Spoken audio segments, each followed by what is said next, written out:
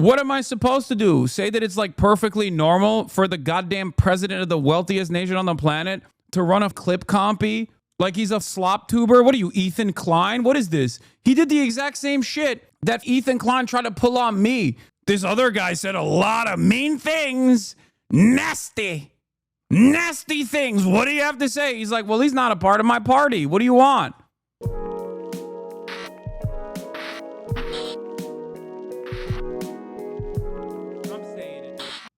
Yeah, Trump is ambushing the South African president with video compilation. We'll obviously talk about that in a second. But yeah, these guys, we have devolved so spectacularly that on the one hand, I criticize slop tubers all the time. But on the other hand, the goddamn president is behaving like a slop tuber. So what are you supposed to do? You know what I mean? This is insane. He's got a clip compy. He had a clip compy ready to go to be like, what do you have to say about this? Seems like it's a real white genocide. Like, how are you going to clip chimp as the president, dude? What are you doing? What the are you doing? And no one seems to care. I watched Asman before he came on. All I'm going to say is I have a new renewed what? What are you saying? Oh, black fatigue. Oh, yeah. Asmongold is entertaining the new meta of black fatigue, which is like, I'm sorry, the lamest way to be a white supremacist. Just say it. Just say the N-word, dude. That shit is so frustrating where it's like you're such a pussy that on the one hand, you're like you just can't openly be racist. You have to just be like, oh, I just have black fatigue. Like, what is this soy white supremacy? If you're going to be a white supremacist, just be a white supremacist. Like, what are we doing? Oh, it's emotional labor that I have to be around black people. Yeah, for those of you who don't know what the black fatigue is, it's good that you don't know what it is, but it's like a new TikTok thing, okay? Rap is the worst genre of music. I don't understand why people torture themselves with it. This is Ben Shapiro, okay? You are not bold. You are not subversive. You're just saying the things that Ben Shapiro was saying and the things that your dad was saying in like 1997. That's all you're doing. God damn, dude. It's so annoying. It's like, it's the worst genre of music. It's not even real music. Shut the up. Who cares? Okay? Who cares? Shut up. Like, before people go, Hasan, you're so triggered. Like, I don't even listen to any music, okay? I don't listen to any music. I don't listen to any music. I don't care. I don't care that, like, this person is like, I don't like rap music. It's like, no, you are just doing this incredibly cowardly way of just being like black culture, which is the most consumed culture, perhaps the most significant aspect of American culture, okay, is shitty. And is lame and it sucks. Why? Because black people made it. It's just rage bait. And not only is it rage bait, but it's like the lowest form of rage bait because it's the most cowardly form of rage bait. They should be like, it's not real music. Yeah, okay, dude. Ay. Did I say the same shit about country pop? I just want to thank you for inspiring me to get politically involved in my community. I'm part of the DSA and now I'm running for city council. Hell yeah. I know Kneecap got brought up for terrorism charges. I know. I'm gonna talk about it. Where was I? Dude, everything sucks. Everything sucks. Let's start with the South African president coming to the White House. And it's like, it's one of those situations where you can't do anything about it. You know what I mean? What are you supposed to do? You have to go there. You have to talk to the guy, right? And you know he's going to be a dickhead in the process. Turn the lights down and just put this on. It's right behind you. Johan. There's nothing this parliament can do. With or without you, people are going to occupy land. We require no permission from you, from the president, from no one. We don't care. We can do whatever you want to do. Who are you to tell us whether we can occupy land or not? So in the midst of this normal conversation, from what I understand, Donald Trump just comes in hot, okay? Don't want to be that chatter, but are you covering the Israel-Iran situation? What do you think? I covered it yesterday, and of course I'm going to cover it today as well. Just calm down, okay? We'll get to all of it. We are going to occupy land. South African occupy land. That's who we are. So what we are going to do, how can we drop my membership from this useless parliament? Honorable. Yes, honorable member. Must never be scared to kill. A revolution demands that at some point there must be killing, because the killing is part of a revolutionary act. Shoot to kill. Namaza. Kill the poor, the farmer. Kill the poor, the farmer. Pa, pa. Bro, okay. This is a real serious question that I have to ask right now. Do we think that Donald Trump has the capacity to tell people apart? Do we think that Donald Trump thinks Julius Malema is the president? Do you think Donald Trump unironically looked at this clip compilation and thought, "Oh, that's you"? I don't know. It's a possibility, because the guy that he's talking to is Ramaphosa, a totally separate guy. But I think Donald Trump might legitimately think that this person on the screen, a whole separate person, is actually the same guy that he's talking to right now. Ramaphosa, sorry, not Fosa.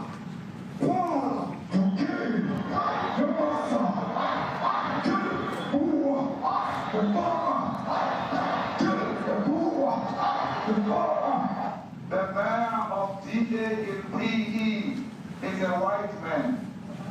So these people, when you want to hit them hard, go after a white man. They feel a terrible pain because you have turned a white man. Not because Mashaba and Soli will not be turned. Why is he showing these videos? Because he's a embarrassing little gremlin, dude. That's why. Because he's basically Ethan Klein. Like, he's literally doing an Ethan Klein move here on the global stage as the leader of the most powerful nation on the planet. This is where we're at. Our president is a Facebook grandpa. Our president will look at memes and go, "Well, what do you have to say about this?" This is what he's showing the South African president, okay, who is from a totally separate party, for the record, a clip compilation of Malema. Malema is the leader of the EFF, a separate party in South Africa, okay? This is a totally separate human being. A group of older men meet in Washington to gossip about me. No significant amount of intelligence evidence has been produced about white genocide. We will not agree to compromise on our political principles on land expropriation without compensation for political expediency. I'm from the UK. Do Americans think this shit is as cringe as everybody else? I don't know. I assume no. They probably think this is brilliant. A lot of Americans also don't have the capacity to understand that this is a totally separate political party. They also don't understand that it is a constitutional right to do expropriation of land, and it never actually took place. It was one of the biggest criticisms of the ANC government in the aftermath of the dissolution of the apartheid in South Africa, and that the reason why the Boer in South Africa, the Afrikaners that are claiming that white genocide is happening, is because the ANC is moving in the direction of enforcing at least some of this constitutional right. Now, the constitutional right is land expropriation with market rate compensation. They're not just like going up to these dudes and being like, "It's our land now, f off." They're supposed to. This is, again, a constitutionally protected right. Land expropriation and reallocation of land, redistribution of land is literally in the South African Constitution. Okay, it's not just eminent domain. It's not just eminent domain. It's like this is the reparation structure that is supposed to exist, because lo and behold, this might shock you guys, 10% of the South African nation is white. They, however, own 90% of the land because That's what it was. It was a settler colony for the longest goddamn time. So, of course, there is supposed to be, 7%. Of course, there is supposed to be some reparations in this process. It was supposed to happen initially, immediately after the dissolution of the apartheid, and it never took place.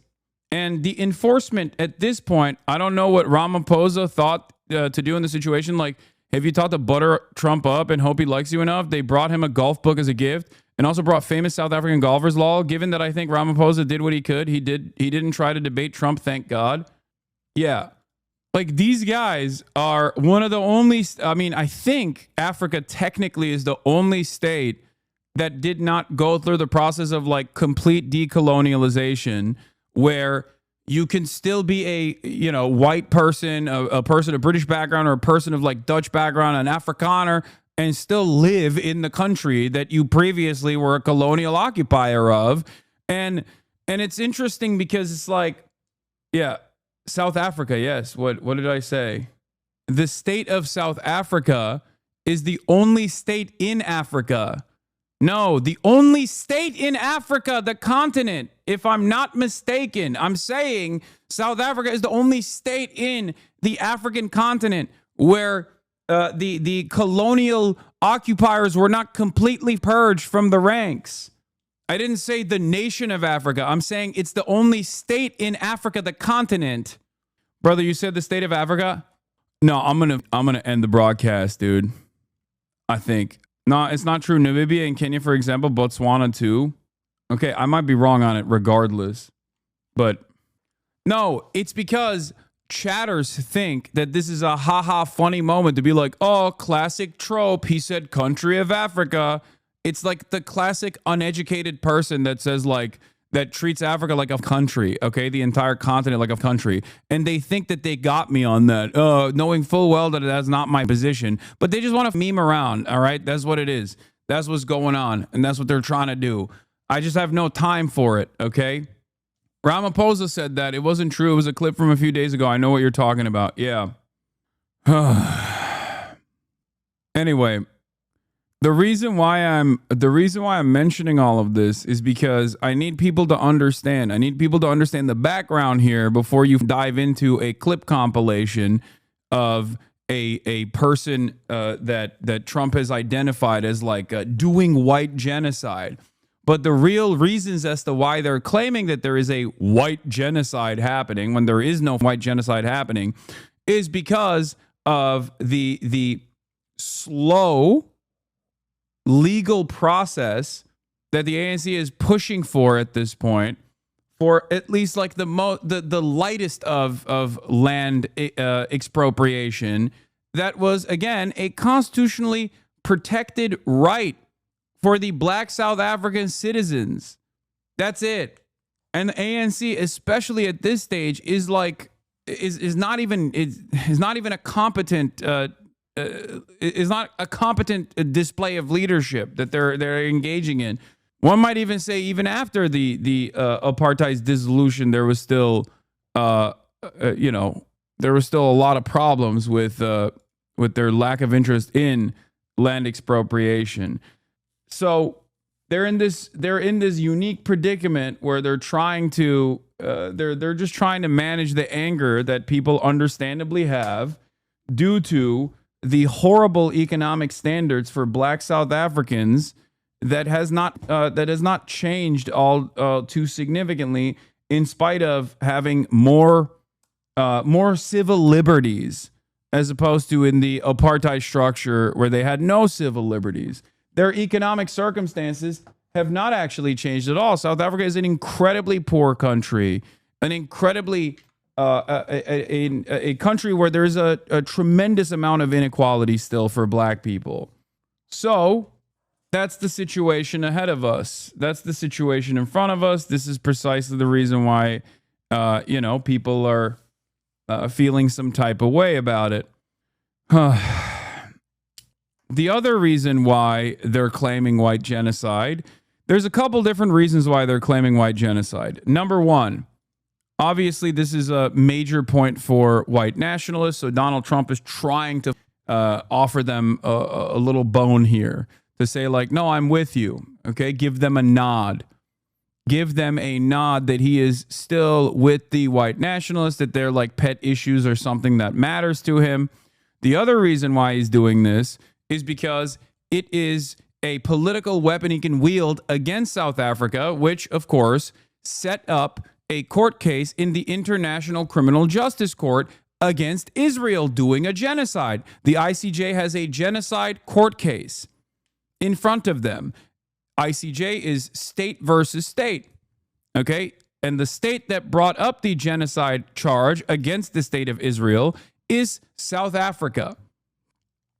So, of course, this is a little bit of a know you situation from Donald Trump to be like, oh, good on you. Oh, look at you claiming that there is a genocide going on in Israel, which is the most moral nation on the planet, the best nation on the planet. How dare you do a genocide case against Israel while they're doing a genocide? That's not very cash money of you, my guy. You're doing a genocide, actually. Guess what? You're doing a white genocide. Someone asked him about the ICJ. Trump clearly had no clue. It doesn't matter. It's not Trump that's setting this stuff up. It's Stephen Miller. Stephen Miller is the one who's setting this stuff up. Trump doesn't know his ass from his elbow. He is rapidly Brandonizing, okay? He is rapidly and alarmingly Brandonian day after day. It's the bald Himmler on his ass cheeks that's basically designing all of this shit. What are you expecting on the ICJ case? Are you expecting South Africa to drop that? Is that what you're trying to do? On which case? The ICJ The International case is Criminal Justice. International Criminal Court. I don't expect anything, to be honest. I really don't. I don't know. It's they've got a case. There's a lot of anger there, tremendous anger. I don't expect anything. We'll see what happens. We'll have a ruling, and who knows what the ruling is going to mean. One good thing from this meeting is that the ICJ case seems to be off the table for negotiations, at least I hope. Regardless if Ramaphosa withdrew from the ICJ, it would be political suicide in South Africa. People here are overwhelmingly pro-Palestine. Yeah, of course. They have like pro-Hamas and pro-Hezbollah banners in South Africa. Like, at least what I've seen. I don't know. What is the ICJ? I don't know. Who cares? Ay. You're not showing up automatically on the Twitch app. I had to search to find you. I don't care, dude. Who cares? Who gives a shit? All right, I'm being blacklisted again, probably. It's probably not the case. There's probably something wrong with your algorithm. No, the ICC case is a separate case. The International Criminal Court is a separate court than the International Court of Justice. The International Court of Justice is state versus state. The International Criminal Court is a body that has prosecutors that can prosecute individuals for war crimes. The ICJ prosecutes states for war crimes and the crime of genocide. The International Criminal Court, on the other hand, prosecutes individuals for war crimes. Yeah. On that subject, what are you expecting? There will be times, come on. But we are starting with this whiteness. We are cutting the throat of whiteness. Shoot, kill, Yamasa, kill the brewer, the farmer, kill the brewer, the farmer, brr, pa, pa, brr, pa. Shoot to kill, Yamasa, kill the brewer, the farmer, kill the brewer, the farmer, brr, pa.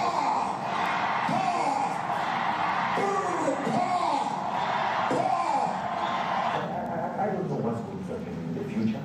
I'm saying to you, was not called for the killing of white people, at least for now.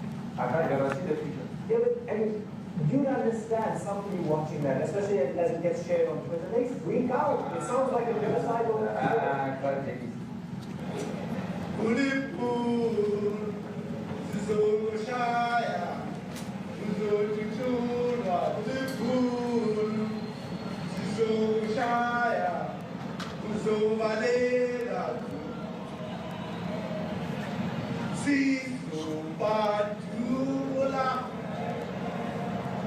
Who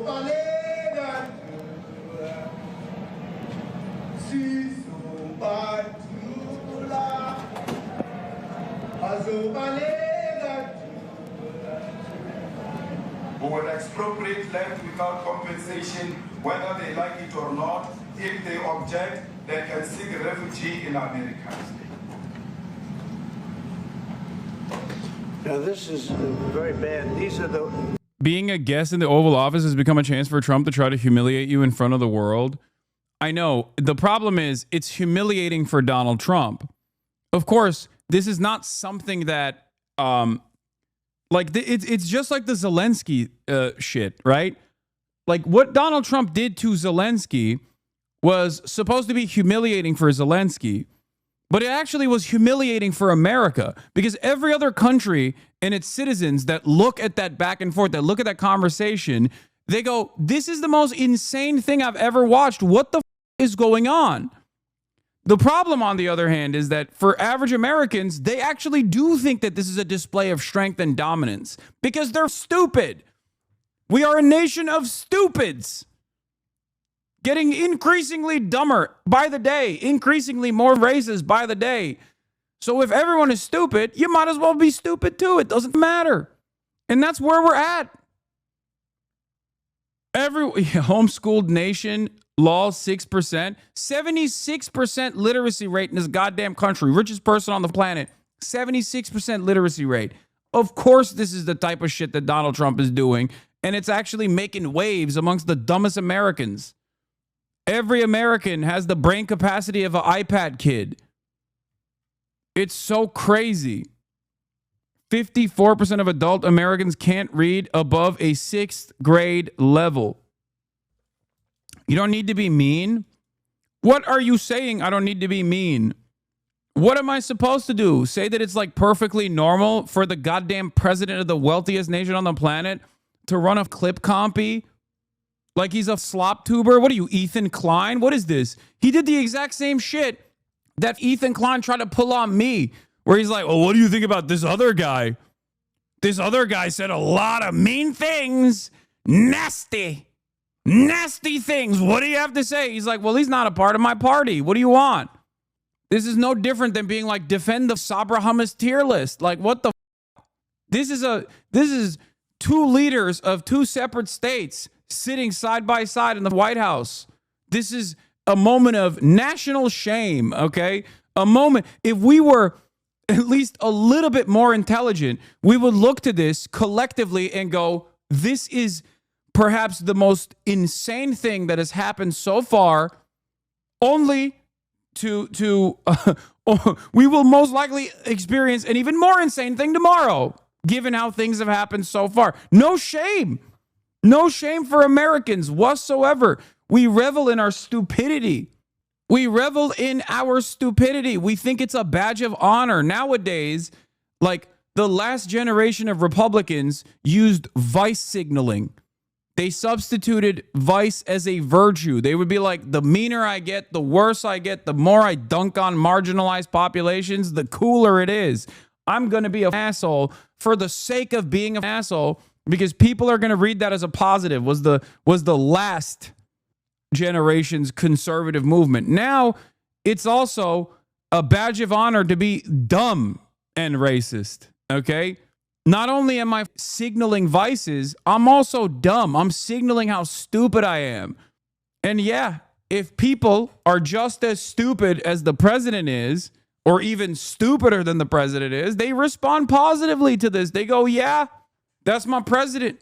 He owned this guy. It's fantastic. These are burial sites right here. Burial sites. Over 1,000 of white farmers, and those cars are lined up to... You don't know why you're talking? Have some respect. The president of South Africa is actively committing a genocide. Why don't you stand up like that, what you did with Israel? Oh, wow. What an incredible genocide it's been for the white South Africans, that every white South African, Afrikaners, and everyone else basically laughs at these dumb, fat piggies that we actually ship to the United States of America, where they're like, everyone in South Africa, white people, black people, are like, what the f do you mean a genocide? Oh, I got a boo-boo in my finger. There's a genocide happening. You genocided my finger. What a spectacular display of genocide that's taking place, where the overwhelming majority of all victims of even the farm murders are still the black workers at the farms, the farmhands. It's a white genocide when black people are dying at alarmingly high rates. Incredible white genocide taking place here. Later on in the conference, they asked their white agricultural minister to speak, and he calls the genocide allegations completely insane. Yeah, it's so utterly ridiculous, dude. It is so ridiculous. It's so funny. You sound like an Israeli now. Wow, it's interesting how from the perspective of that chatter, he's listening to you now as we listen to the Israelis yap on TV. Yeah, except the difference is it's not real. The Israeli genocide of the Palestinians is real. The white genocide of Afrikaners is not real. So what do you want me to do? Lie? Not a single human rights organization recognizes even a fraction.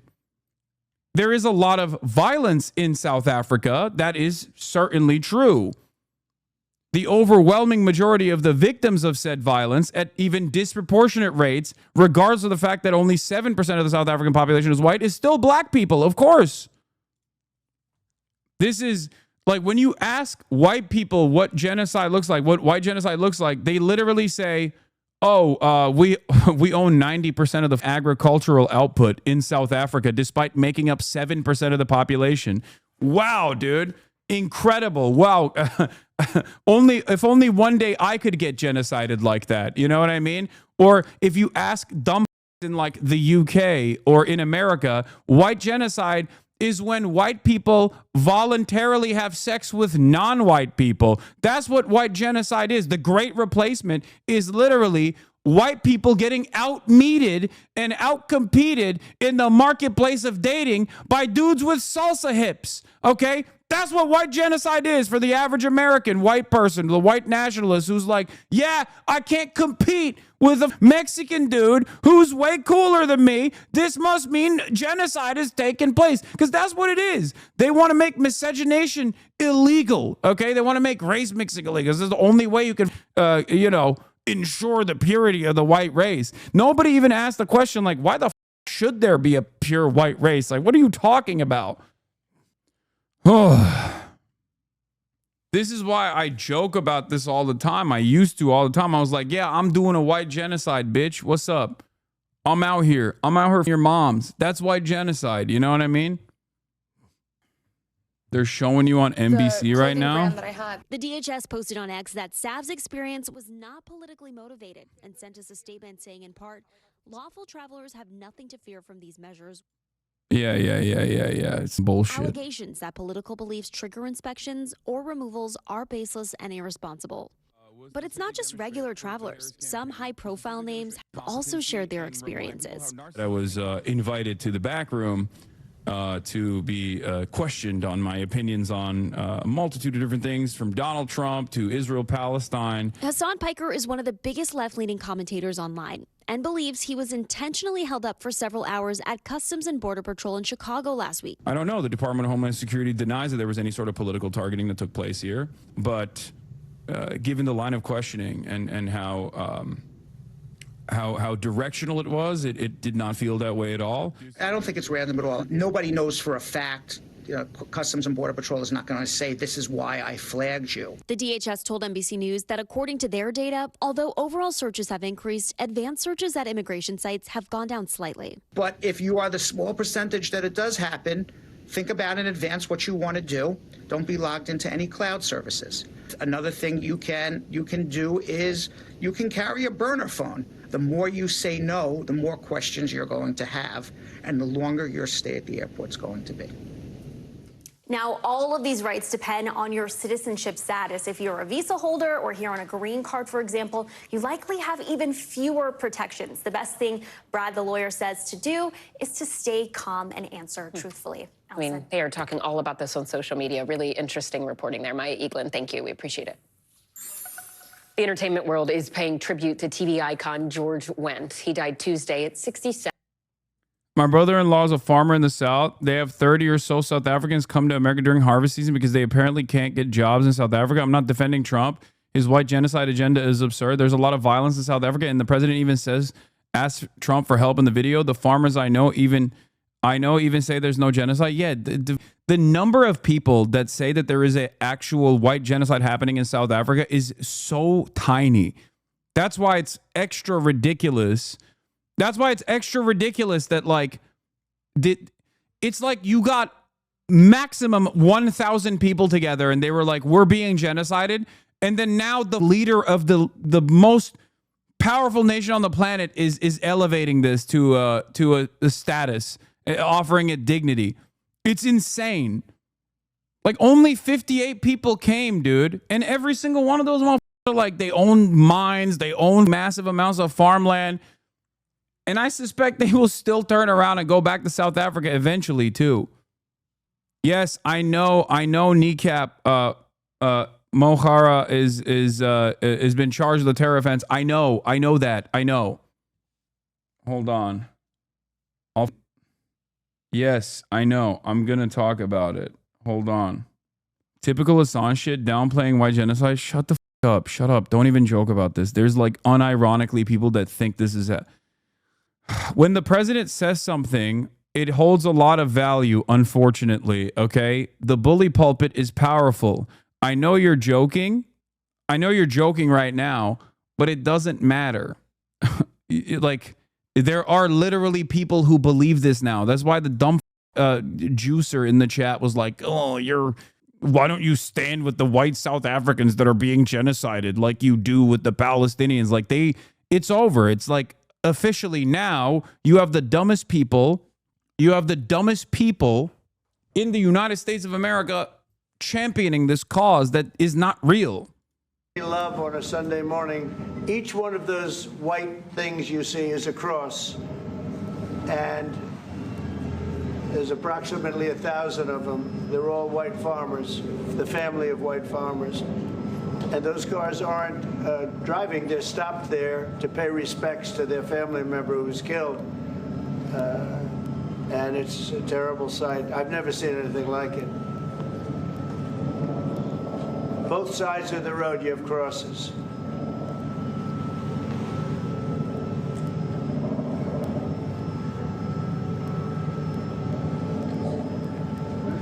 Those people were all killed. Have they told you where that is, Mr. President? No, I'd like to know where that is, because this I've never seen. But okay. I mean, it's in South Africa. That's where. We need to find out.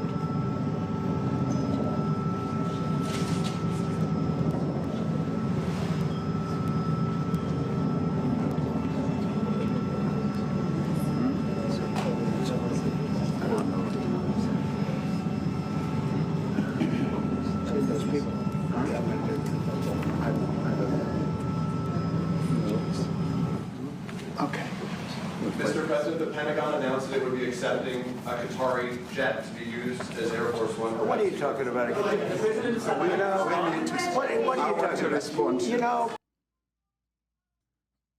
Elon is literally mentioned in the wiki page for that monument. The Witcreus Monument. Place Moord Monument is a monument complex alongside the N1 route between Mokopane and Polokwane, South Africa, conspicuously located on the slope of Easterberg, on private property of the Harms family. Since June 16, 2004, symbolic white painted metal crosses have been planted on the area. Well, you wanted me to show you what real, anti-white South African genocide looked like. Now I'm showing it to you, okay? It's my accent, my worst accent. I know. Shut the up. I know.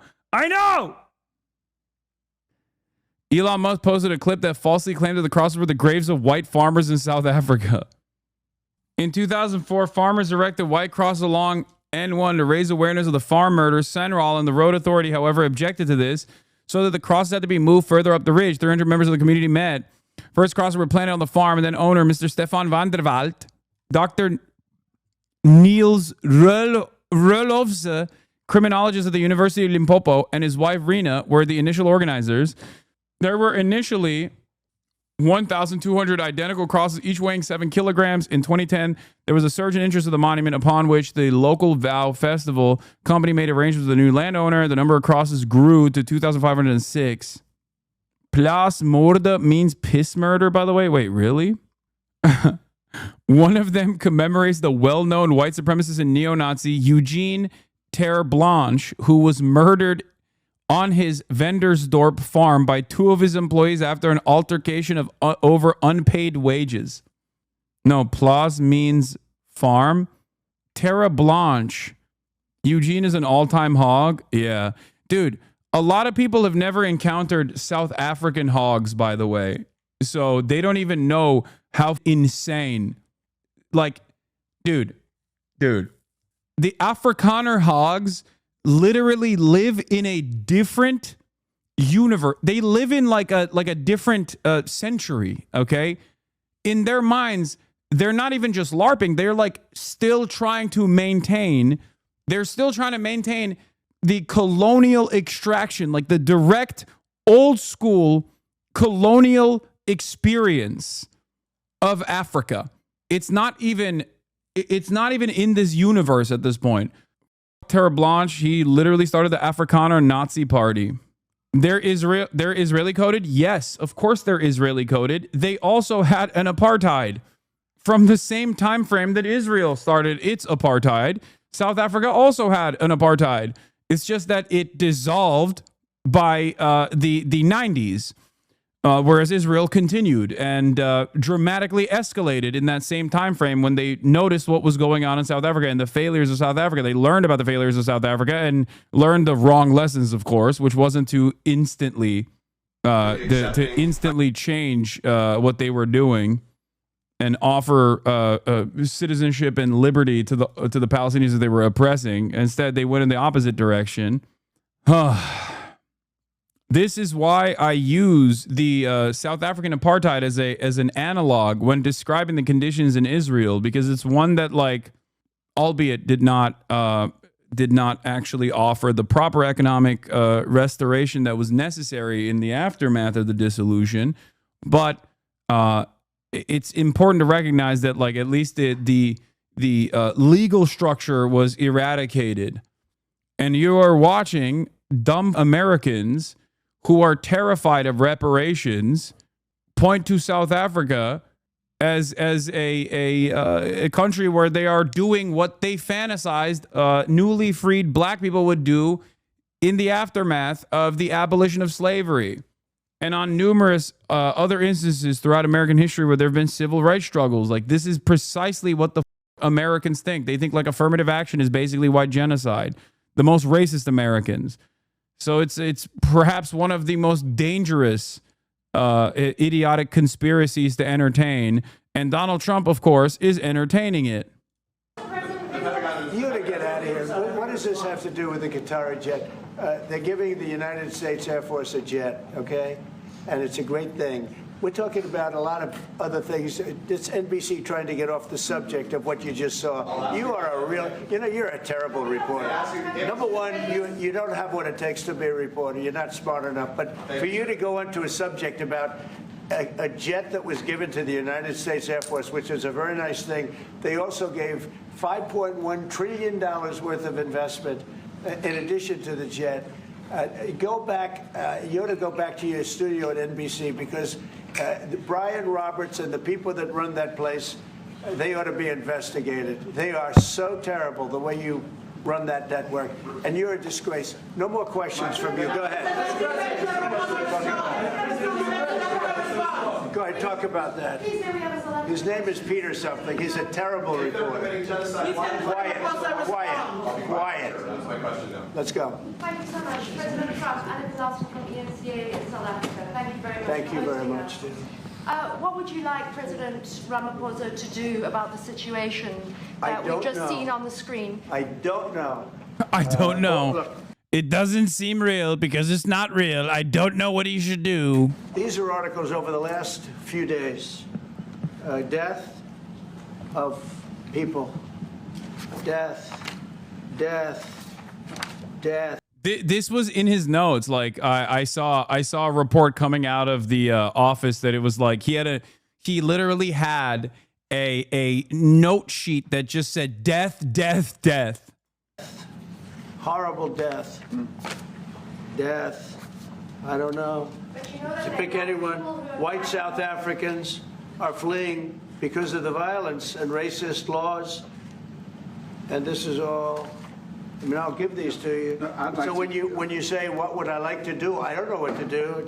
Look at this. White South African couples say that they were attacked violently. And, President Trump, when will you go and see for yourself if it is indeed true? well, I could do that. Look, here's burial sites all over the place.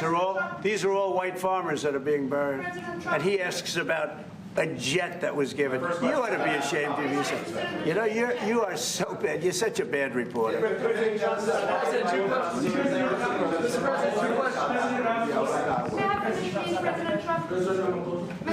This is one after another. This family was wiped out. I'm just looking.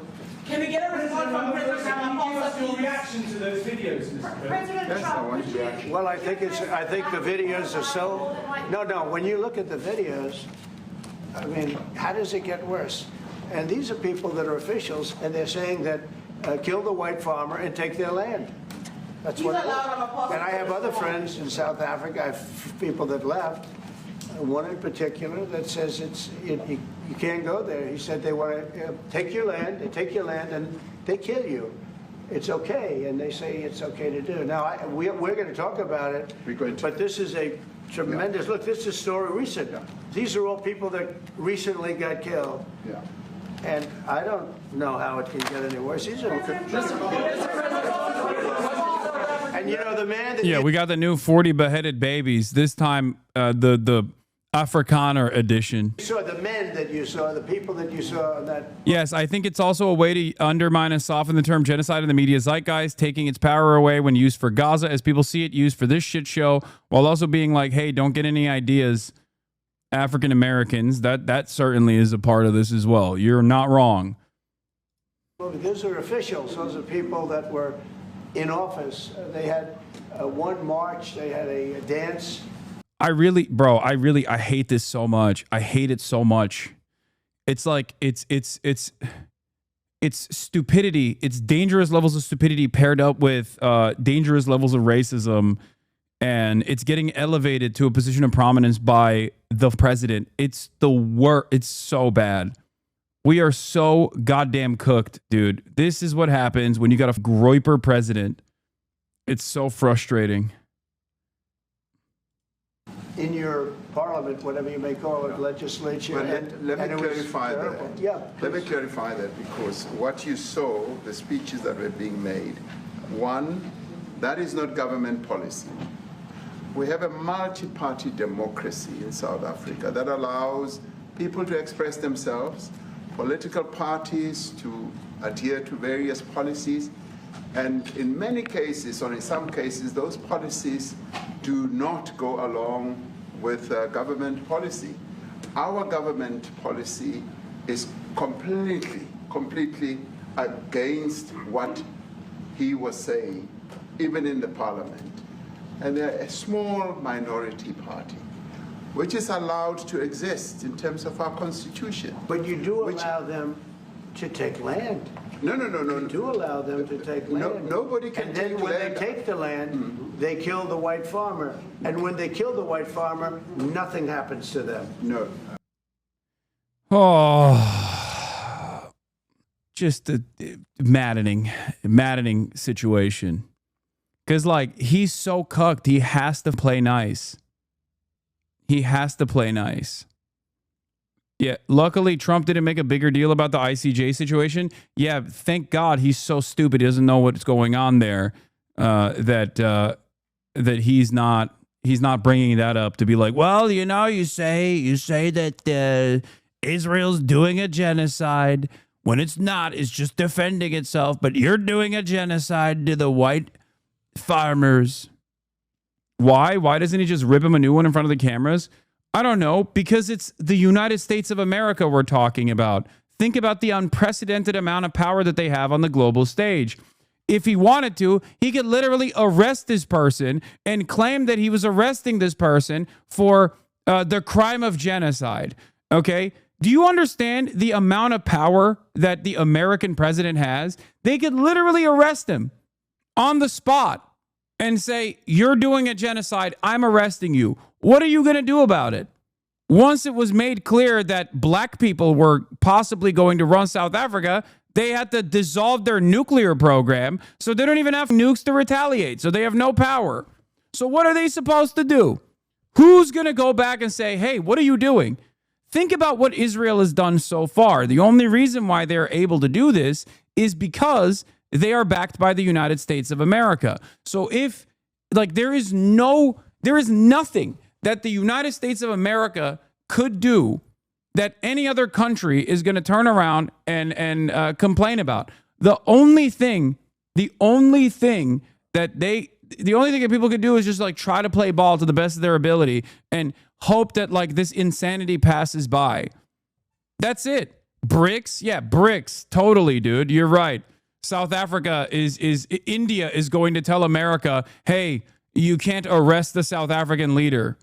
What are you talking about? The only thing that I hope people can draw out of this is that this is in some ways not different than the way he treated Zelensky. Okay, this is yet another obvious showcase that like there is no real democratic process. What America says goes, and when this guy is holding on to the reins, he's already dropping the pretext of democracy or the democratic process or diplomacy, and he's just showing you exactly how this power dynamic works. That's what's so frustrating about this, is that all of those people that turn around and say, well, Hasan, you say America bad, but like, look at all the beautiful liberalism that America is engaged in. This is it. This is what was going on behind closed doors anyway. And now Donald Trump has made it so that everyone can recognize exactly what this power dynamic looks like. There is nothing happens. There is criminality in our country. People who do get killed, unfortunately, through criminal activity are not only white people. Majority of them are black people. And we have now been utilizing. The farmers are not black. That's not true. It's actually the farmhands that are getting killed.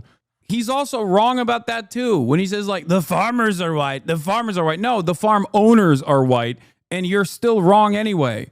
The farm workers are black. I wonder how that works. I wonder why it works that way.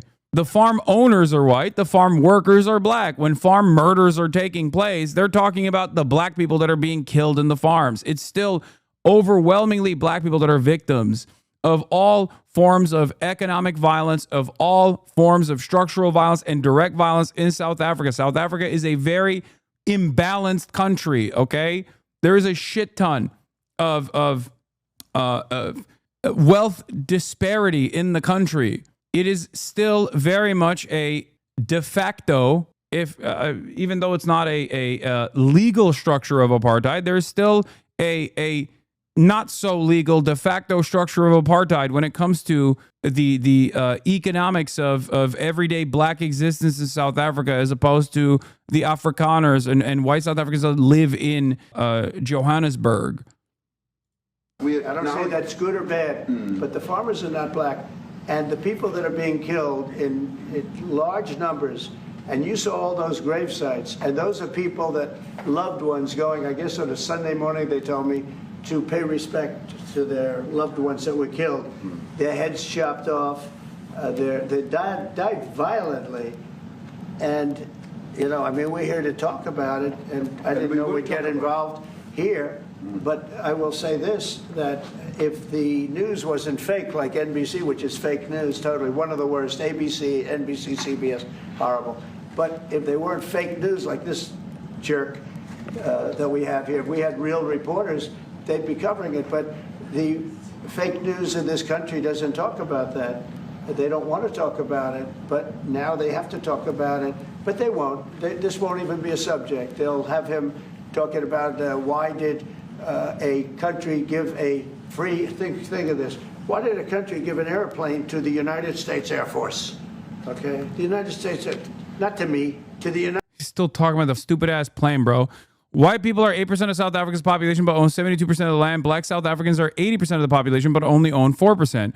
But there's a genocide against white South Africans. So then you look more into it, and it turns out that there were a total of 50 white farmers killed last year, many of whom were killed by their family and friends. So white South African farmers are the safest group in the entire country, but there's a genocide against them. I'm not sure if you saw my message, but they use Boer, which simply means farmer in Afrikaans, and Boer meaning Afrikaner, interchangeably depending on the motives. I don't care. White farmer in South Africa gets into a car crash and they're like, this is white genocide. Now, here's the thing. The actual reason why people are actually complaining about this is because on the legal front, the ANC has fallen out of grace. They've fallen out of favor. Okay? They've lost a lot of their popularity. South Africa experiences blackouts. Their energy grid gets pummeled regularly. They have a lot of issues in South Africa. A lot of, the stuff that we talk about in terms of like the remnants of this apartheid still very much exist in South Africa.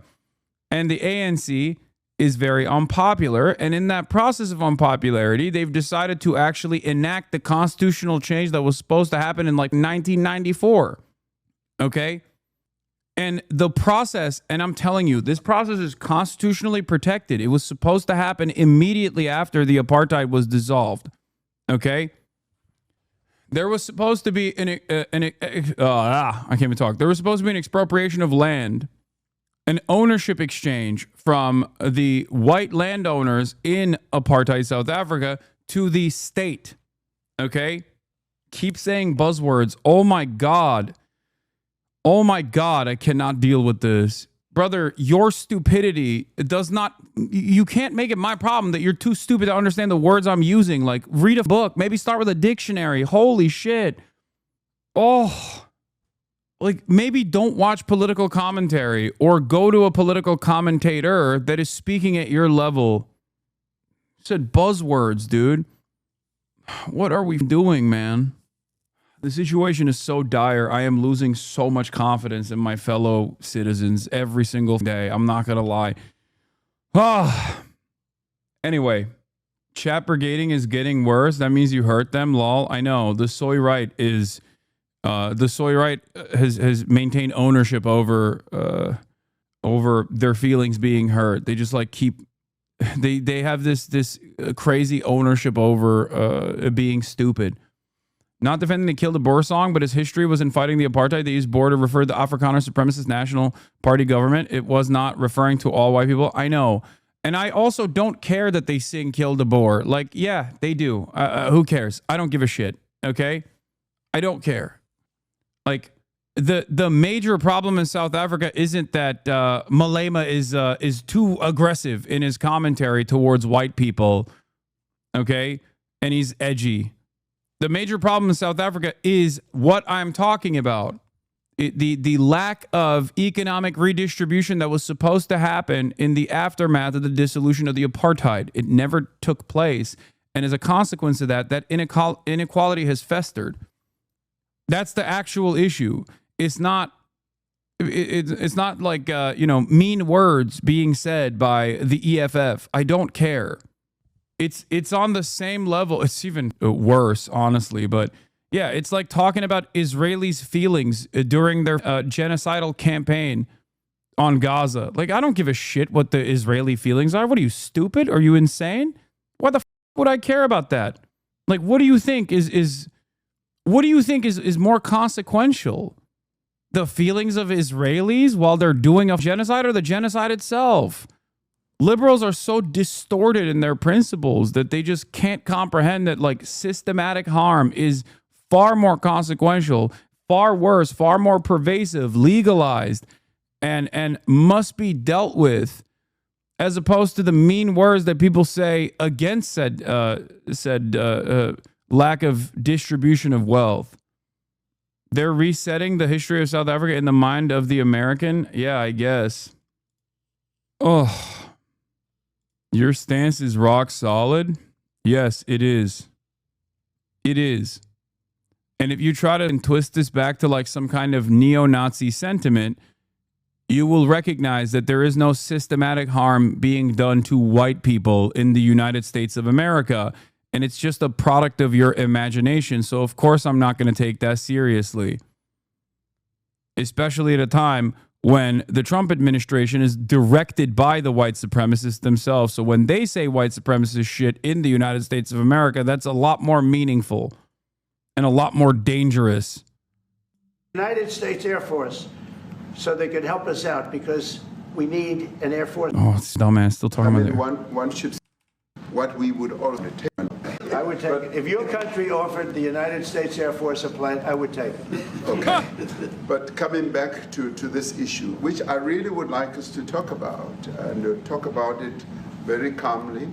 We were taught by Nelson Mandela that whenever there are problems, people need to sit down around a table and talk about them. Well, there are problems. And this is precisely what we would also like to talk about, including, of course, trade matters, investment matters.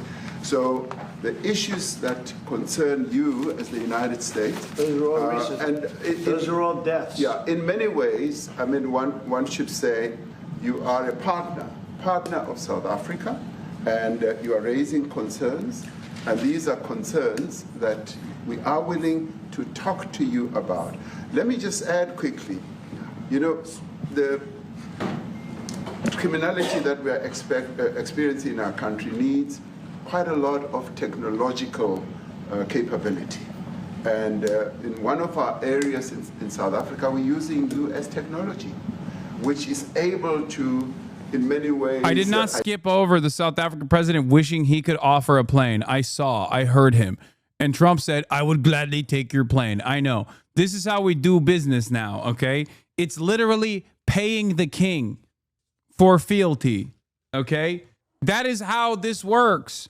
Trump is the God King. He's got the heavens mandate, and every other nation leader has to pay the piper. They have to go up to the king. They have to go up to the king and say, please, sir, we have gifts for you. Identify where shootings are happening and all that. And I'd like to talk about that because there is support that we can get from you and the United States to help us deal with all these acts of criminality. And that is what I believe partnership is all about. And we are here as a partner so that we can help each other whenever there are challenges. So I'd like us to discuss it, and of course outside of the media, so that we sit down and have a really good discussion that will lead to good outcomes. Are there any other further punitive measures that could be in place should you not be satisfied that South Africa is fixing some of the very bad things, inverted commas, that you tweeted are happening? Well, there are a lot of bad things happening in many countries, but this in particular has been very, very bad, very bad. And because of we're going to have the whole world watching in another short period of time because you have the G20, and that's a big deal. And it seems like, I mean, I want you to look good. I don't want you to look bad. Very good. But we have hundreds of people, thousands of people trying to come into our country because they feel they're going to be killed and their land is going to be confiscated. That's not even true. You brought in 58 of the most heart diseased Nazis you could find. That's it. There aren't thousands of people. I don't even think there are thousands of Afrikaners that would come to the United States of America. Why the f would they? Half of them that are racist are still LARPing as though they are engaging in the act of settler colonialism in like the 18th century. And the other half are obviously cognizant that there is no white genocide. And you do have laws that were passed that gives you the right to confiscate land for no payment. You can take away land for no payment. I want to clarify that because we have a constitution. Our constitution guarantees and protects the sanctity of tenure of land ownership. And that constitution protects all South Africans with regard to land ownership. However, we do say, because we've got to deal with the past, the government, and as your government also has the right to expropriate land. Dude, can you imagine? I mean, it's just like trying to describe to Donald Trump of all people the concept of reparations is crazy. Like perhaps one of the worst people to explain this to. in his mind, when he hears this, he's like, oh, so you're admitting that there is a genocide going on. White Americans think there's a white genocide going on when you talk about like affirmative action, dude. Deeply selfish, deeply stupid, deeply racist people. For public use. And you're doing that. And we've never really gotten underway with that. And we are going to be doing so. You're taking people's land away we have not. from them. And those people, in many cases, are being executed. They're being executed. And they happen to be white, and most of them happen to be farmers. And that's a tough situation. I don't know how you explain that.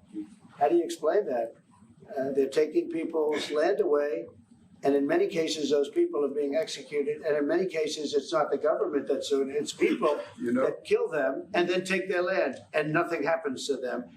But we have thousands of people that want to come into our country. They're also going to Australia in a smaller number. But we have thousands of people that want to come into our country, and they're white farmers, and they feel that they're going to die in South Africa. And it's a bad thing. Yeah, please.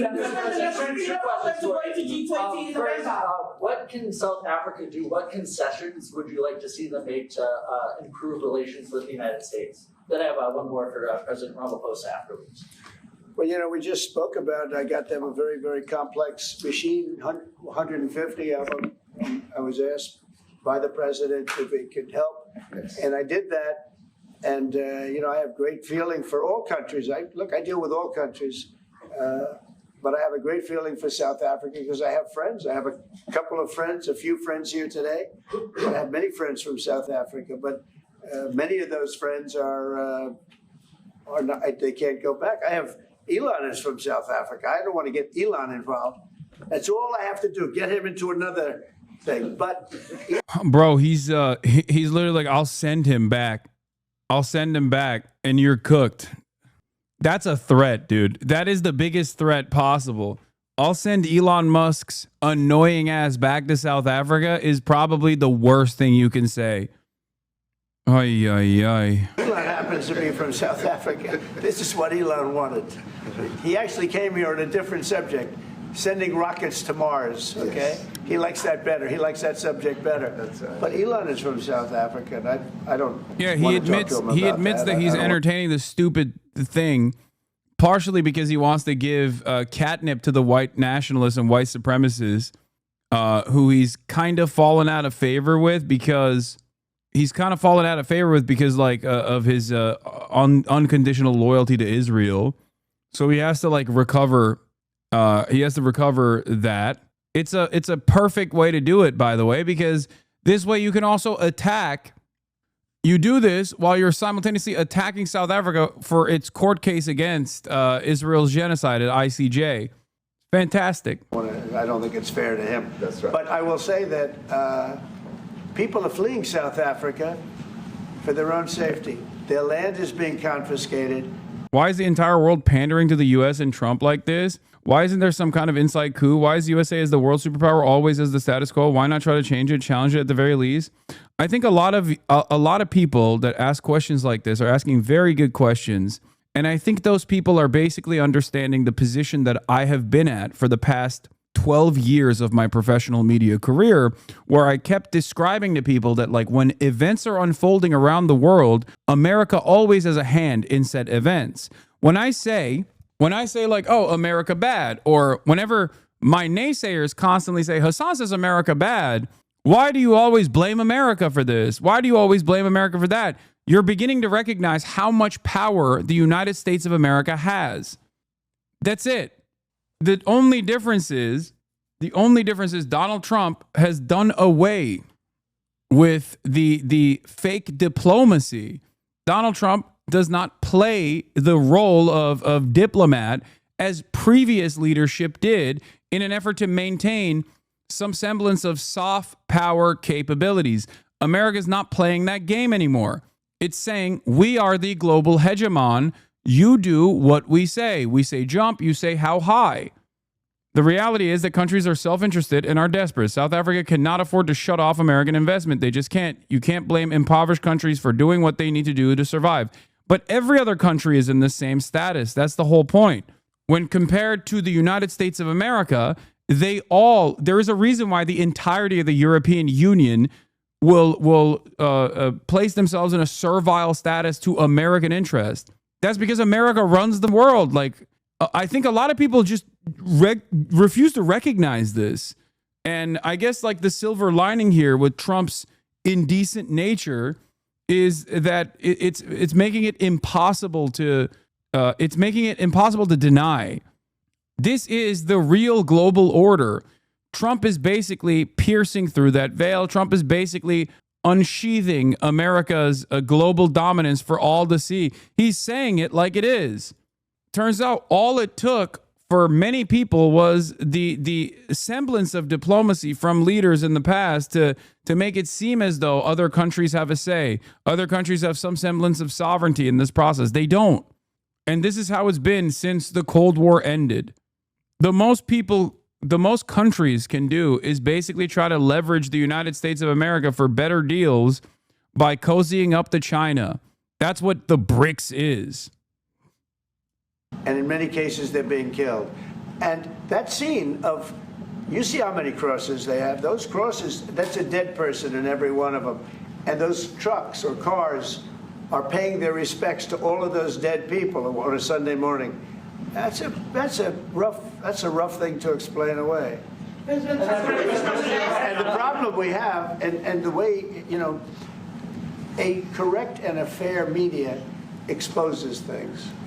But I do think there is an alternative vision here, but that alternative vision requires European countries to actually switch ownership away from the United States of America to behave like the BRICS nations have done so far by cozying up to China.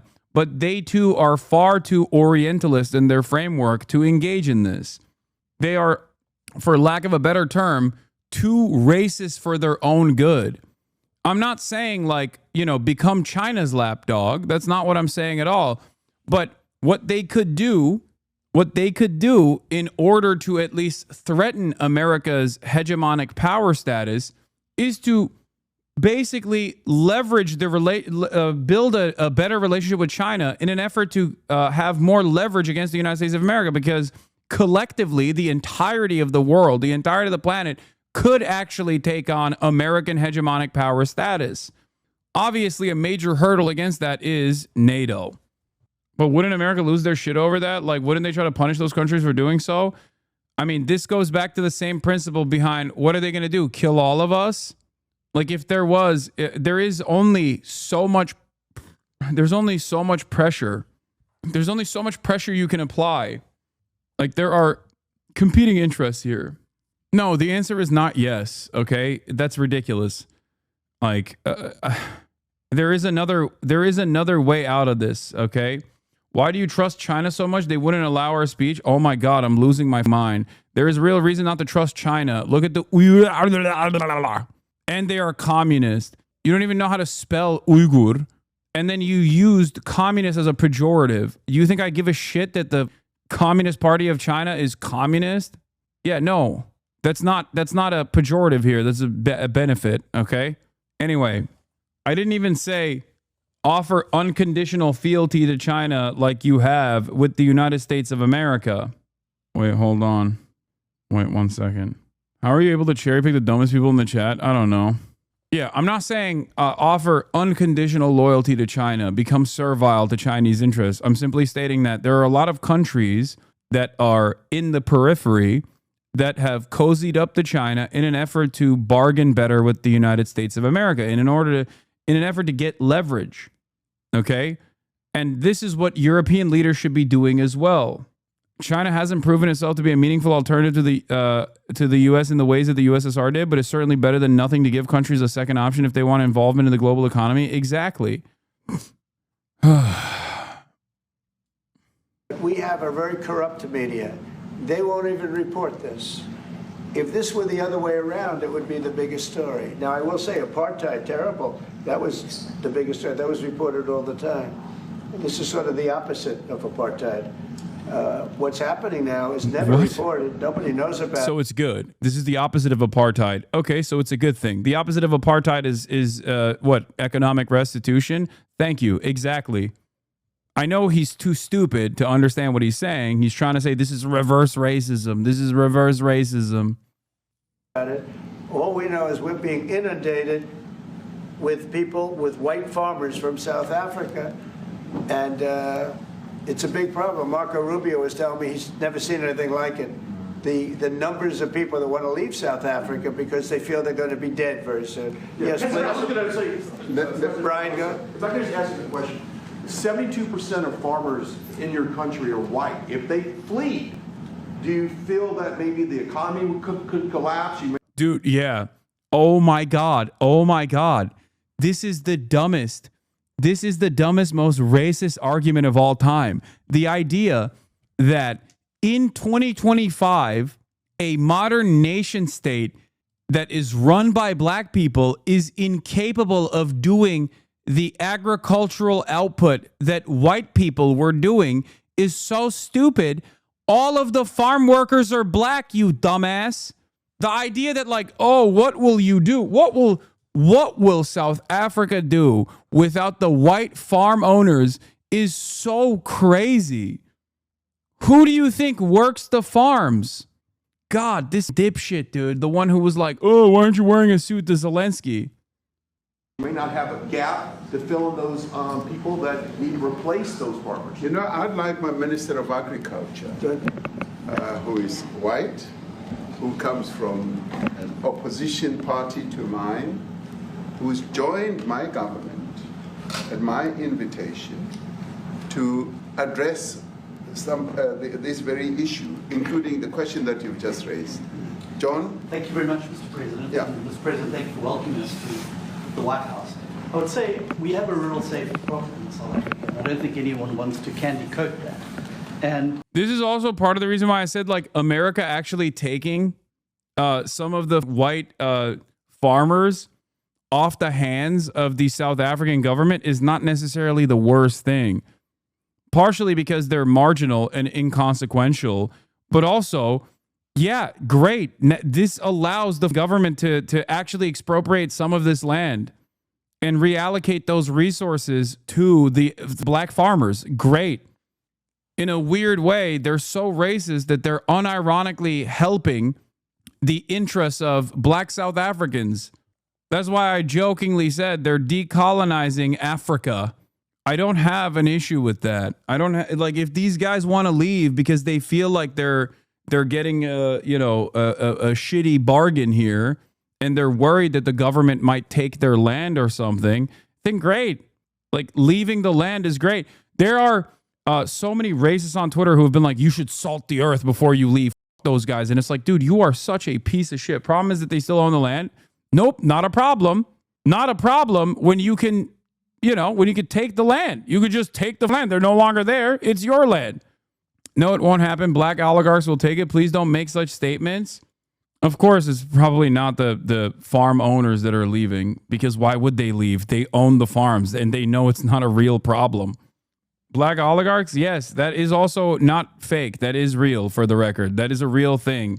All that took place in South Africa in the aftermath of the apartheid was basically a couple black dudes were able to also reach the highest levels of wealth, and then that was it. It's not wrong to suggest that like the ownership changing from white hands to like a singular black one is not going to offer the economic restitution that was promised. it requires a lot of effort to get on top of it. It's going to require more policing resources. It's going to require a different strategy to be able to deal with it. But certainly the majority of South Africa's commercial and smallholder farmers really do want to stay in South Africa and make it work. And I've just come from the largest agricultural show in the Southern Hemisphere with organized agriculture and farmers, and the majority of them want to stay. But they too there have a memorial to those who've died as a result of farm attacks. And as the Minister of Agriculture, it is something that I'm particularly exercised with my colleagues as police. There it is. a member of the group that's being genocided, by the way. This is John Steenhuisen. I hate him so much. He's from the DA party, which is like the Democrat Party in America. Pandaroo Raccoon, please stop making the gorilla analogy. That's why you're getting ignored hard today. Okay? That's why you're getting ignored. Where you're making an analogy that uses gorillas when talking about South Africa. Okay? Perhaps that's the reason why I'm not paying attention to your stupid analogy. Please stop. There's also 30,000 other people in here. Obviously, I'm not going to get to every single person and their unique commentary on the situation. And my colleagues in the justice cluster to start making farm attacks and stock theft a priority crime. And it affects all farmers in South Africa, particularly stock theft. It has a disproportionate effect on smallholder black farmers. I also want to just say this, that the two individuals that are in that video that you've seen are both leaders of opposition minority parties in South Africa. Umkhonto we Sizwe under Mr. Zuma and the economic freedom fighters under Mr. Malema. Now the reason that my party, the Democratic Alliance, which has been an opposition party for over 30 years, chose to join hands with Mr. Ramaphosa's party was precisely to keep those people out of power. We cannot have those people sitting in the union buildings making decisions. And that is why after 30 years of us exchanging barbs across the floor in Parliament and trying to get one over on each other, we've decided to join hands precisely to keep that lot out of government. Because the day they get in to the doors of the union buildings in South Africa or control of our Parliament, that's what you're going to see. And that is why this government... Oh my God. Oh my God. Oh my God. Ugh. He's literally there to be like, listen, the real villains here are the people who would do a white genocide, which is EFF. Like, that's why we have this coalition. And they are the right wing. Like, the ANC are already neoliberal.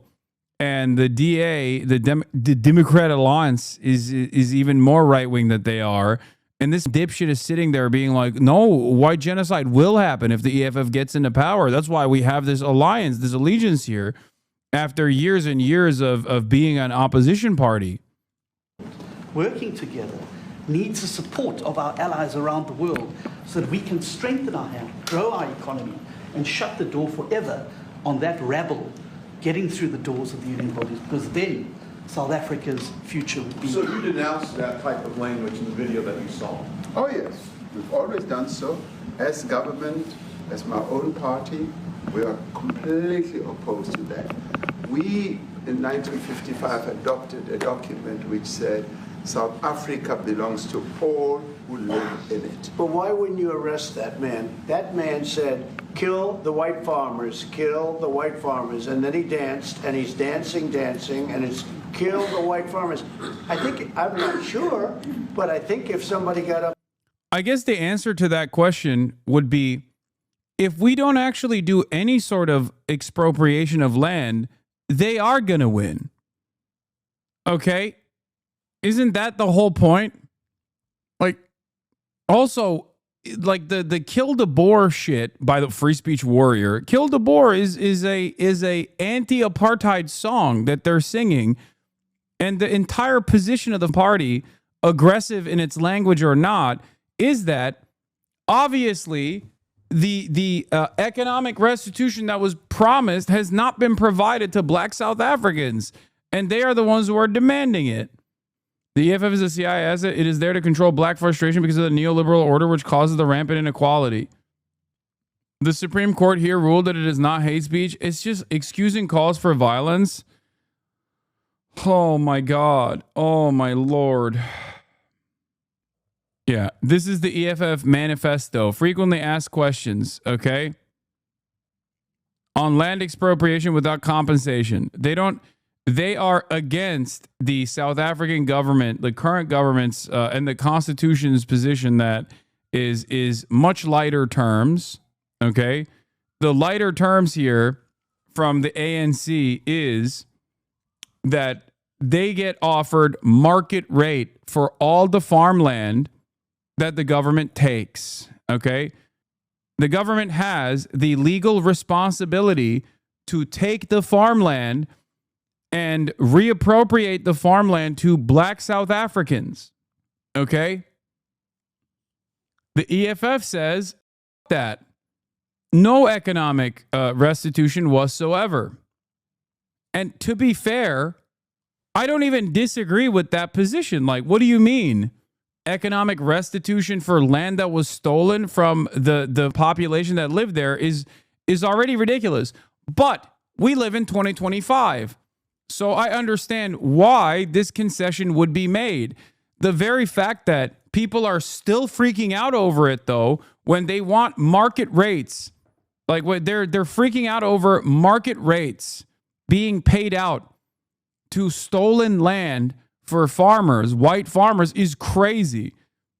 If you don't let that happen, if you don't let the market rate redistribution of land potentially take place, then yeah, you're going to actually see this.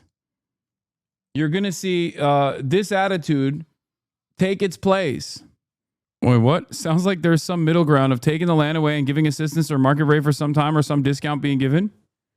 Interesting you say that, because that is the middle ground. Hold on.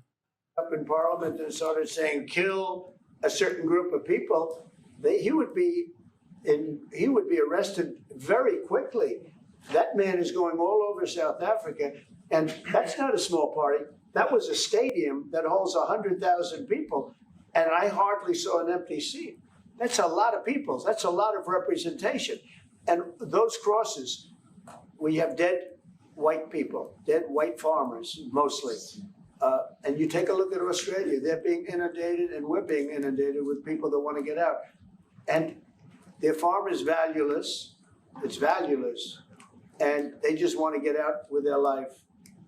And this is a very serious situation. And if we had a real news or real press or media, we don't have that, because they won't talk about this, because they're all guys like that idiot. But if we had a real press, it would be exposed. And you know, the beauty of exposing it is it's like a cleansing action. When it gets exposed, it'll get fixed. That's when it'll get fixed. But people don't talk about it. And I'll tell you who's talking about the thousands of people that are fleeing South Africa right now. We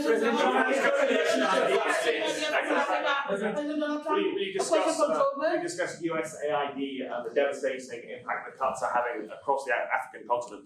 You know, it's devastating, and hopefully a lot of people are going to start spending a lot of money. And I've talked to other nations. We want them to chip in and spend money too. And we've spent a lot, and it's a tremendous problem. Sorry, that suggestion that you presented is literally the suggestion that the ANC government is starting the process of acting on, and that is what these guys are calling. That's what Trump is calling a white genocide. Going on in many countries, a lot of problems going on. The United States always gets the request for money. Nobody else helps, as you know. Europe doesn't help. Europe hasn't given anything. All they do is sue our companies. You know, they sue Apple, and they sue all of our companies. Apple had to pay $17 billion on a nonsense lawsuit. Very unfair. But we're going to always be there to help. The Afrikaner is human rights to South African broadcasting. If this Afrikaner resettlement issue is resolved, you're going to go into a room after this, you guys are going to talk. If it is resolved, what is the potential for the future-looking relationship between the United States? It's got to be resolved. It should be resolved. It's a little bit bad when you see a stadium with 100,000 people in it, because that means it's more than just a little movement. It's a pretty big movement in South Africa. So it has to be resolved. It'll be the end of the country if it's not resolved. Hasan, your charitability is something I aspire to obtain myself. My brain shuts down when I hear racist people speak about anything involving a minority. I just want to... Vietnamese man waving his gun. Yeah. What? People are not 100% responsible for the actions of their ancestors. Some retribution seems fair. Wait, what? Yeah, except these guys are quite literally continuing that same exact unjustifiable hierarchy. That's the problem here. The problem here is, you know, that That is what these guys are seeking to continue. Potential for the relationship moving forward. I hope so. That's why I'm here. November. I mean, I'm not here for my health. I'm here to see what it is. No, I'd like to see. I have friends. I can tell you, Ernie Els and Retief Goosen, they feel so strongly they wanted to be here on behalf of South Africa, not on behalf of me. And, you know, they said, can we be here for this? Because they love the country. Ernie, do you guys want to say a couple of words? I hate to put you in this. This is tougher than sinking a 3-footer. And they've sank many 3-footers. Thank you, Mr. President. And thanks for the honor of being here. We've known each other a long time. Yeah, they brought the golfer to appease Trump. Seemingly, it didn't work. We're proud South Africans. I still have my South African passport. We travel with this passport, and I got my visa here. So, but we want to see things get better in our home country. That's the bottom line. It's been 35 years since the transition. President Ramaphosa was right in the middle of the transition time in 1990 and before that. So it's been 35 years of ANC government. And I know there's a lot of anger, through the transition. There's also a lot of stuff happening in the apartheid days. We grew up in the apartheid era. But I don't think two wrongs makes a right.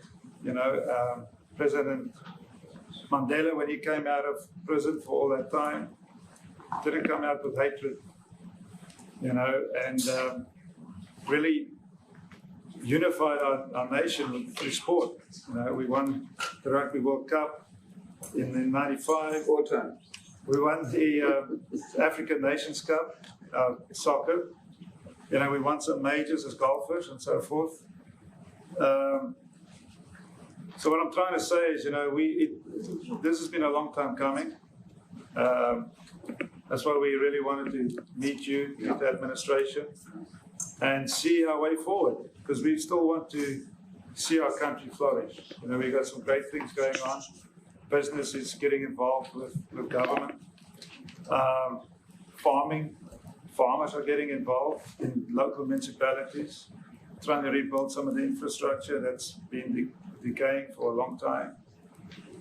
So there's a lot of coexistence going on and help from a lot of areas. But I feel we need the US to push this thing through. We've got a great ally if we can have the US. It's always been an ally of South Africa for a very long time. Even in the days of the war, up in Angola, you guys helped us. So very important for us to have your support and get the change we need. Where did you do that well? He might have done that even better than he plays golf, which is almost impossible. Johan, please. Sorry, Mr. President, if you had to wind all of those plates properly, you will see I'm the biggest target of that rabble-rouser. Number one for over 10 years. Mr. Malema. In fact, the first time I met him, he was in the youth league with that gentleman. And look how he's changed. Right. We have too many deaths, but it's across the board. It's not only white farmers, it's across the board. And we need technological help. We need Starlink at every little police station. We need drones. I actually got drones donated for the peace parks to stop elephant and rhino poaching. And his predecessor stopped the importation because he said the United States would spy on us. I mean, US basics, the ridicule. So if you can help us. Remember, sir, you and I lived in New York in the 70s. We never thought New York could be what it became. 2 commissioners, a tough mayor. We need your help to stop this awful killing. But it's across the board. I can't believe, dude, the more I hear white South Africans talk, the more I hear white South African Bond villains talk about the conditions in the backdrop of Donald Trump claiming that there's a genocide, and these guys are supposed to be the ones who are like, it's not happening, Mr. President, but also it kind of is happening. The more I understand the EFF position. It took me like 35 seconds to hear from the richest man in South Africa for me to be like, okay, I get what Malema's talking about. Like, this is the guy who's supposed to be like, Mr. President, it's not happening. But he can't help himself. He has to turn around and be like, you know, it's across the board, Mr. President, but also look at what has happened to New York. It's like, dude, why are you trying to export? Like, I guess, like, this is why I say why South Africans, like, can be either very cool people or just as hog-like as the American racists are. This is the guy who is like an American hog. He's like, yeah, we gotta be tough on crime, Mr. President. It's not a, like, he has the positive position here because he's at least like denying that the charges of genocide, but then still being like, yeah, but we gotta make sure we do away with this criminal element in the country. Like, you're not wrong. These blacks are getting out of control. And he's right now building a house in George. I'm building 3 cottages for my grandchildren on a farm outside Graaff-Reinet. I often go to bed without locking the door. And we have a serious problem with illegal aliens who stream across the border. And if you really look at our statistics, a lot of these murders, firstly, it's unemployment and illegal aliens. And then I met Vice President Bartz many years ago, the Charlie Rose show. My wife loved the book. And she reminded me this morning that you emphasized the devastation that occurs when big companies leave towns and cities, and there's a culture of dependency that develops. And I remember you discussing it. Now that's our problem. If we don't get our economy to grow, the culture of dependency and the lawlessness will increase. I've been against apartheid all my life, and I'm their #1 target. Please just Google my name and Malema. You'll see it, sir. He marched on the farm. But the crime is bad. The crime is terrible, sir, but Mr. Steenhuisen won't admit to it, but he runs the Western Cape, where I live. And the biggest murder rate is in the Cape Flats. Gangs. We've got gang warfare, like your M33, whatever these guys. We've got the equivalents there, but we need your help, sir. And we need Elon technology. Well, one of the real areas of support is really in investments. We've got to grow our economy, because through growing the economy, we're then able to create more jobs. Because crime really thrives where there is inequality and unemployment. And that is one of the reasons that has brought us here, to improve our investment relations, our trade relations, so that we can preserve the number of jobs that your companies have created in South Africa by virtue of what we export to you. And the biggest murder rate is in the Cape Flats. Gangs. We've got gang warfare, like your M33, whatever these guys. We've got the equivalents there, but we need your help, sir. And we need Elon technology. Well, one of the real areas of support is really in investments. We've got to grow our economy, because through growing the economy, we're then able to create more jobs. Because crime really thrives where there is inequality and unemployment. And that is one of the reasons that has brought us here, to improve our investment relations, our trade relations, so that we can preserve the number of jobs that your companies have created in South Africa. By virtue of what we export to you, we are able to create up to 500,000 jobs in the auto industry, in the agricultural industry, and a number of other industries, mining, where we export things to you. And we also know that as South African companies invest here, you are also able to create jobs. So it's a mutually beneficial relationship.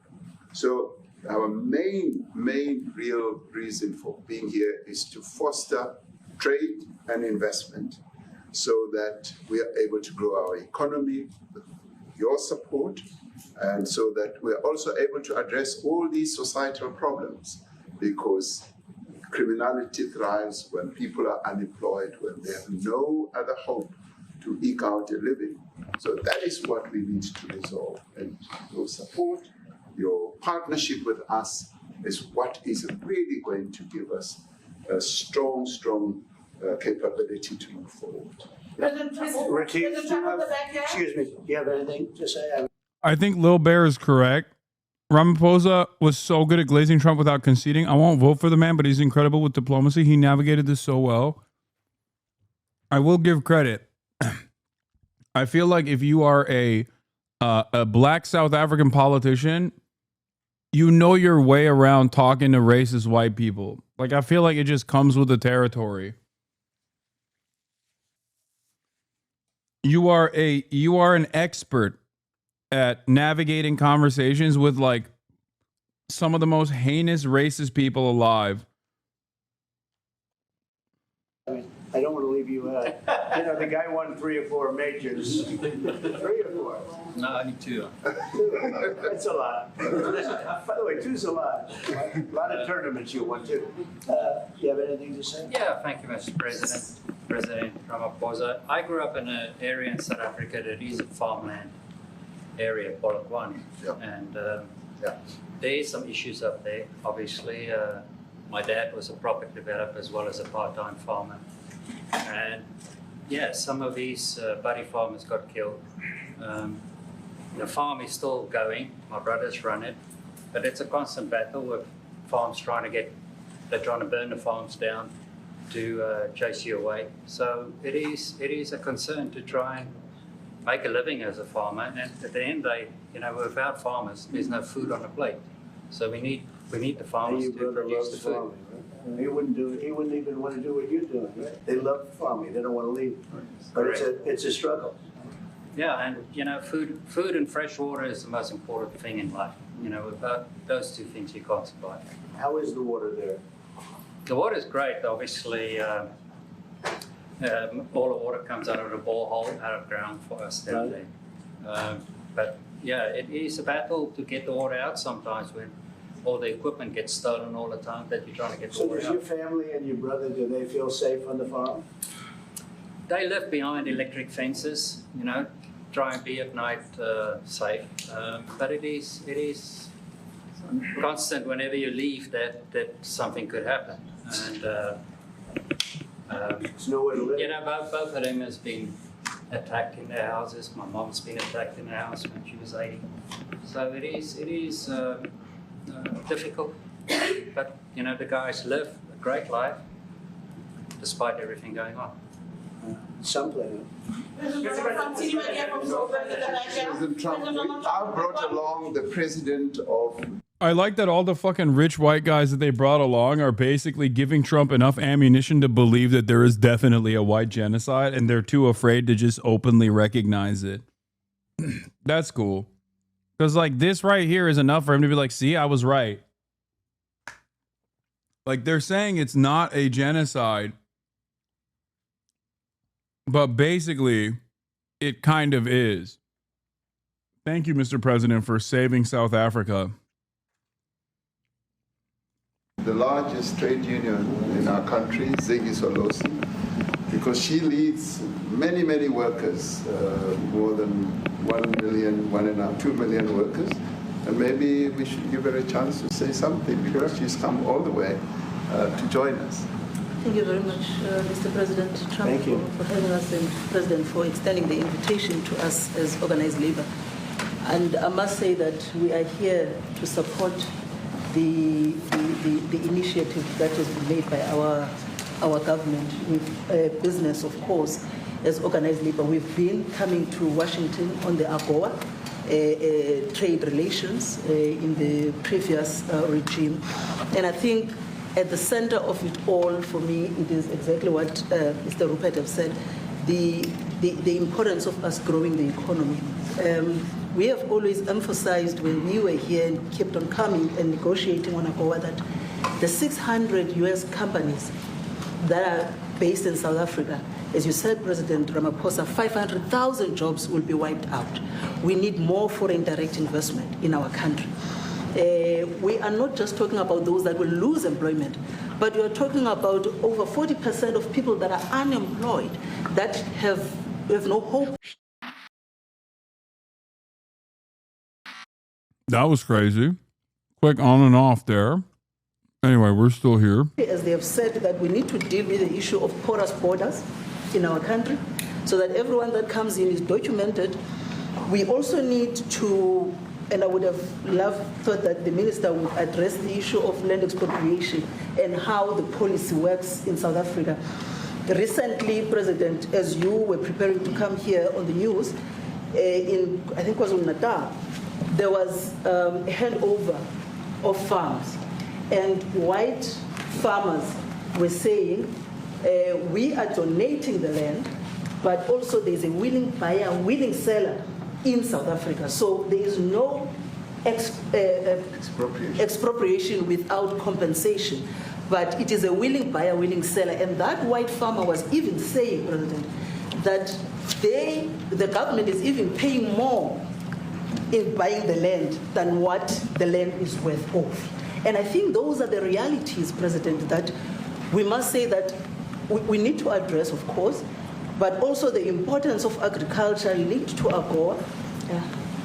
People rely on it, and I think, as Retief have said, for survival and living.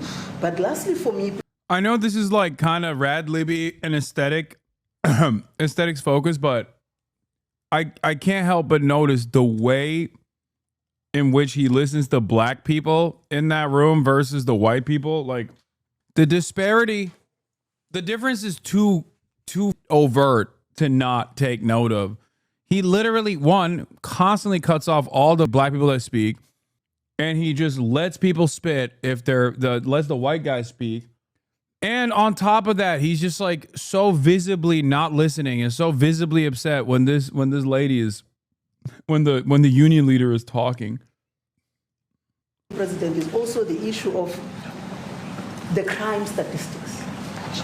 There is no doubt about it that we are a violent nation, for a number of reasons. And she's not even saying anything all that different from the white guys either. But also, if you go into the rural areas where black majority are, you would see women, elderly, being raped, being killed, being murdered. And these are black elderly women that would be found throat slits, raped multiple times, and all of that.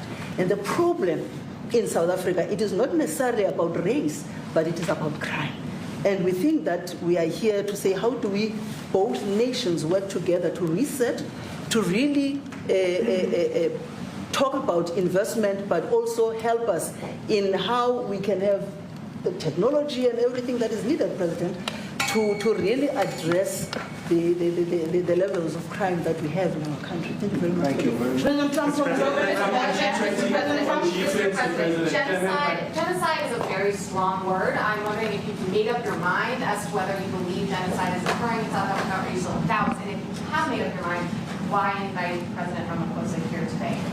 Well, I haven't made up my mind. I hate to see it from the standpoint of South Africa, but also, I'm trying to save lives. I'm working with Russia and Ukraine. I don't have to do that. It's not our war. It was started by other people. was helped along by our past administration. It would have never happened if I were president, but I'm trying to save lives. And no matter where, Rwanda, I have nothing to do with Rwanda and the Congo, but I felt I had a very talented person in this administration, and I sent him there, and he did an unbelievable job, I think. I mean, we're going to find out, but he's done the hardest part of the job. It should happen. If I can save lives, I want to save the lives. If it's in Africa, that's great. If it's in Europe, if it's wherever it may be. And it's a very small investment to do, believe me, compared to what the consequences are. So I hope we can do something. Look, I have so many friends. These two men, I have great admiration for them because I know what they do for a living. Yeah. And that's a very hard living. Going from city to city, from country to country, and hitting a ball 350 yards like they do, and better than you and I. Getting the ball in the hole. It's a very tough with lots of people watching, right? Yes, That's a very tough living. You know, they're champions. I respect champions. And I respect very much, and I think the country is very lucky. They really wanted to be here. That's true. They could be elsewhere. They could be on a. It really worked, bro. It actually worked. To be here. Like bringing the golfers is such a stupid juvenile thing, and it literally worked. Like he's laughing because he's like, I can't believe how stupid this guy is. All you need to do is give him a golf book and then put him in the presence of a couple golfers that he recognizes, and he's set. He's like, I don't know, maybe no genocide. After all, this golfer said, and he's white, no genocide has taken place. So I guess there's no genocide now. My bad. Bye-bye. Coco Melon is Scorsese for this man? Yeah, no, it's just put a couple rich white dudes in front of him to be like, Mr. President, I don't know what the fuck you're talking about with this genocide shit. In the lightest terms, and he goes, all right, never mind, wasn't real, sorry. Yeah, if there were Palestinian golfers, maybe he would stop the genocide that he is participating in. That was the big issue here, I guess.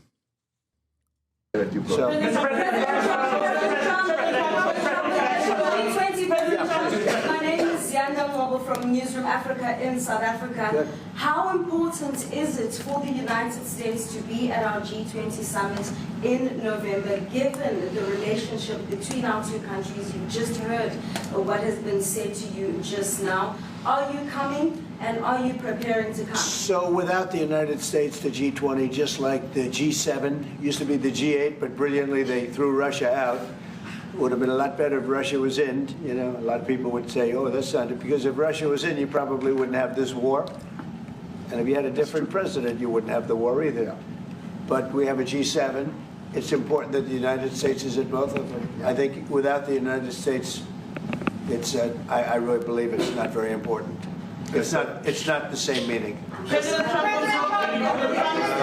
As I said to President Trump, the U.S. really originated the G20. And it's important that the United States continues to play a key role in the G20. And we are privileged to be the president of the G20, but we are even overjoyed that we are going to hand over to the United States, who are the originators. And for that reason, I expect the United States to continue playing the leadership role in the G20 together with other countries.